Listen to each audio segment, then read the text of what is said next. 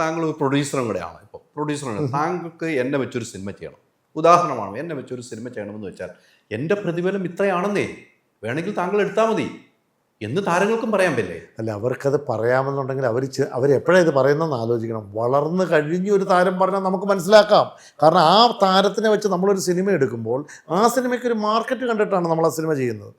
ഈ വളരാത്ത താരങ്ങൾ ഇത് പറഞ്ഞാൽ എന്ത് ചെയ്യും? അവരുടെ പുറകെ പോകരുത്. അവരുടെ പുറകെ അതെല്ലാം നിർമ്മാതാക്കൾ അവരുടെ പുറകെ അവർ വേണ്ട, എനിക്ക് അടുത്ത ആളെ വെച്ച് സിനിമയാന്ന് കാണിച്ചു കൊടുത്താൽ ആ താരങ്ങൾ പറഞ്ഞ വഴിക്ക് വരും. അപ്പം പക്ഷെ ഞാൻ ചെയ്യാൻ സംഘടനകൾ തയ്യാറാകണം. അല്ല, ആ സംഘടനകൾ ചെയ്യേണ്ടത് എന്താണെന്ന് വെച്ചാൽ ഇതിനൊരു സ്ലാബ് സിസ്റ്റം കൊണ്ടുവരണം, എന്തെങ്കിലും ഒരു സിസ്റ്റം കൊണ്ടുവരണം. അല്ല നമ്മൾ പ്രതിഫലം തീരെ കുറയ്ക്കാനോ, കാരണം അവർക്ക് കിട്ടുന്ന സമയത്ത് അവർക്ക് കിട്ടത്തുള്ളൂ, ഇത് നമുക്കും അറിയാം. ഏത് എക്കാലത്ത് ഒരുപോലെ പോകുന്ന കിട്ടത്തില്ല, ഇതൊക്കെ നമുക്കും അറിയാം. പക്ഷെ ഇതിനെന്തെങ്കിലും ഒരു സിസ്റ്റം വേണം, അതാണ് നമ്മൾ ചിന്തിക്കുന്നത്. ഇപ്പം നല്ല റേറ്റിംഗ് ഉള്ള ഒരു ആർട്ടിസ്റ്റ് ആണെന്നുണ്ടെങ്കിൽ ആ ആർട്ടിസ്റ്റിനെ കിട്ടേണ്ടത് കിട്ടണം. പക്ഷേ ആ ആർട്ടിസ്റ്റ് ആഗ്രഹിക്കുന്ന പോലെ തന്നെ തൊട്ട് താഴെ നിൽക്കുന്ന ആർട്ടിസ്റ്റും കയറി പിടിക്കാൻ തുടങ്ങി കഴിഞ്ഞാൽ അങ്ങനെ ഒരു നിയന്ത്രണം, ഒരു സ്ലാബ് സിസ്റ്റം ഇതിനകത്ത് കൊണ്ടുവരണം. ആർട്ടിസ്റ്റിൻ്റെ റേഷ്യോ അനുസരിച്ച് സിസ്റ്റം കൊണ്ട് ഏതായാലും നമുക്കറിയാം ഇവിടെയുള്ള മേജർ ആർട്ടിസ്റ്റ് മമ്മൂക്ക അല്ലെങ്കിൽ ലാലേട്ടൻ ഇവരെ പോലുള്ള ആർട്ടിസ്റ്റുകൾ എന്ന് പറയുമ്പോൾ നമുക്ക് അതിനകത്തൊരു രീതിയുണ്ട്. അതിന് താഴെ ഞാൻ പറഞ്ഞ മീൻസ് അങ്ങനെ സിസ്റ്റം ഈ സംഘടനാ നേതാക്കൾ അത് ചിന്തിക്കണം. ഇവിടെ ഇപ്പം അമ്മ എന്ന് പറയുന്ന സംഘടനയുണ്ട്, താരങ്ങൾ, അവരുമായിട്ട് കൂടി ആലോചിച്ച് ഇതിനുള്ള എന്തെങ്കിലും പൊതുവായ ആൾ നമ്മൾ അവിടെ ഇവിടെ ഇരുന്ന് വെറുതെ രാവിലെ എഴുന്നേറ്റ് പത്രസമ്മേളനം നടത്തി പ്രഘോഷിച്ചിട്ട് നമുക്ക് കാര്യമൊന്നുമില്ല.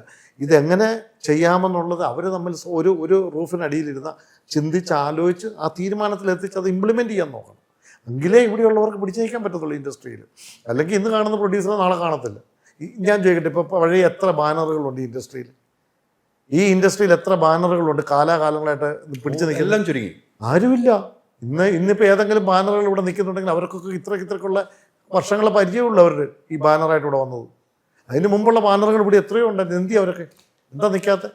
പുതിയ പ്രൊഡ്യൂസർമാർ വന്നിട്ട് പോവുകയും ചെയ്യുകയാണ്. അതാണ് തിരിച്ചു വരുന്ന അതേ വേഗതയിൽ തന്നെ അവർ തിരിച്ചു പോകും. അടുത്ത ഫ്ലൈറ്റിൽ അവർ പോയി, അടുത്ത ഫ്ലൈറ്റ്. അതുപോലെ തന്നെ ഞാൻ പറഞ്ഞ വേറൊരു കാര്യം, ഇപ്പം ഗവൺമെൻറ്റിനെ പറ്റി എനിക്ക് വേറൊരു അഭിപ്രായം പറയാനുള്ളത്.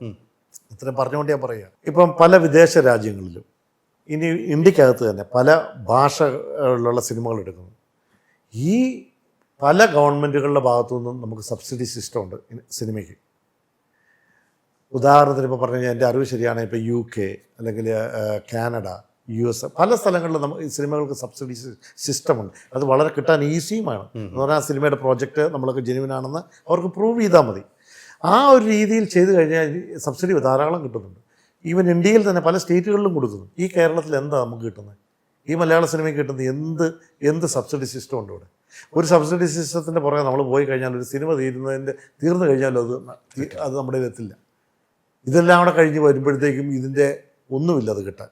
അപ്പം നാച്ചുറലി പ്രൊഡ്യൂസേഴ്സ് ഇപ്പം അതിൻ്റെ പുറകെ പോകാറില്ലെന്നുള്ളതാണ് ഞാൻ അന്വേഷിച്ചപ്പോൾ മനസ്സിലായത്. അതൊന്നും കണ്ടുകൊണ്ട് സിനിമ എടുക്കാൻ പറ്റത്തില്ല. അതിന് ഗവൺമെൻറ്റിൻ്റെ ഭാഗത്തുനിന്ന് നല്ലൊരു മാറ്റം ഉണ്ടാകണം. കാരണം ഈ താരങ്ങളുടെ പ്രതിഫലം കുറയ്ക്കണമെന്ന് ഞാൻ പറഞ്ഞ അതേ ഇതിൽ തന്നെ ഞാൻ പറയുകയാണ്, സർക്കാരിൻ്റെ ഭാഗത്തുനിന്ന് ചെയ്യാവുന്ന പല സഹായങ്ങളും സർക്കാരിൻ്റെ ഭാഗത്തുനിന്നും കിട്ടുന്നുമില്ല. ഇത് രണ്ടും ആണ് നമ്മളിവിടെ ഉന്നയിക്കുന്നത്. അല്ലാതെ ഒരു കൂട്ടരെ മാത്രം നമ്മൾ കുറ്റമായിട്ടല്ല പറയുന്നത്, നമ്മുടെ അഭിപ്രായങ്ങളാണ് നമ്മൾ രേഖപ്പെടുത്തുന്നത്. കാരണം ഇതിൽ നിന്ന് മനസ്സിലാക്കിയ സാഹചര്യത്തിൽ. അപ്പോൾ ഇങ്ങനെയുള്ള ധാരാളം കാര്യങ്ങൾ നമുക്ക് പറയാനും ചെയ്യാനും ഉണ്ട്. പിന്നെ സിനിമയെന്ന് പറയുന്നത് നമുക്കറിയാം, മനുഷ്യൻ്റെ ആയുസ്സുള്ളിടത്തോളം കാലം സിനിമ നിലനിൽക്കും. ആൾക്കാർ കാരണം സിനിമയെന്ന് പറയുന്ന ജനങ്ങളുടെ ഇന്നുള്ള ലോകത്തുള്ള ഏറ്റവും വലിയ എൻ്റർടൈൻമെൻറ്റിൽ ഏറ്റവും വലിയ മേഖലയാണ് സിനിമയെന്ന് പറയുന്നത്. അതിന് മുകളിലൊരു മേഖല വന്നിട്ടുണ്ടോ എന്ന് എനിക്കറിയില്ല. അപ്പം ആ സാഹചര്യത്തിൽ മനുഷ്യനുള്ളിടത്തോളം കാലം സിനിമയും കാണും. പക്ഷേ ഈ സിനിമയെ നിലനിർത്തേണ്ടത് അതാത് കാലഘട്ടങ്ങളിൽ അതിനോട് ബന്ധപ്പെട്ട് പ്രവർത്തിക്കുന്ന ആൾക്കാരുടെ ഇതുപോലുള്ള സംഘടനകളും വ്യക്തികളും ഒക്കെയാണ് ചെയ്യേണ്ടത്. അങ്ങനെയാണ് നമ്മുടെ രാജ്യത്തും ലോകത്തും ഒക്കെ പല കാര്യങ്ങളും നടന്നുകൊണ്ടിരിക്കുന്നത്. വാട്സാപ്പ് വഴി ഇംഗ്ലീഷ് പഠിക്കാൻ ഇംഗ്ലീഷ് കഫേ ഉള്ളപ്പോൾ ഇംഗ്ലീഷ് ഒരു വിഷയമേ അല്ല. English cafe, we present you the perfect English. WhatsApp now 9633 888 575.